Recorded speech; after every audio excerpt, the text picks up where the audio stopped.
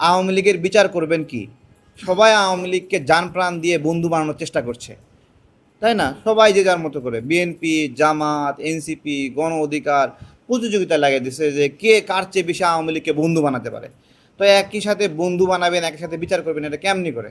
আমি গতদিন বলেছিলাম যে আমাদের যে আন্তর্জাতিক অপরাধ ট্রাইব্যুনাল বানানো হয়েছে, এটার বিচারক হলো জামাতে ইসলামের, এটার হলো আসামি পক্ষের আইনজীবী শিশির মনির, আর হলো রাষ্ট্রপক্ষের আইনজীবী হলো আমাদের তাজুল ইসলাম ভাই।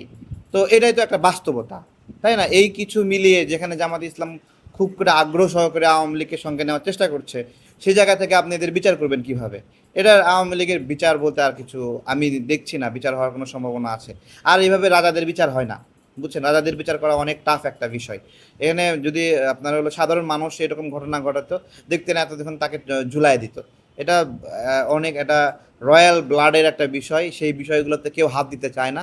ডক্টর ইউনূস তো হাত দেবে বলে আমার আমার এই জায়গায় কনফিডেন্স নাই।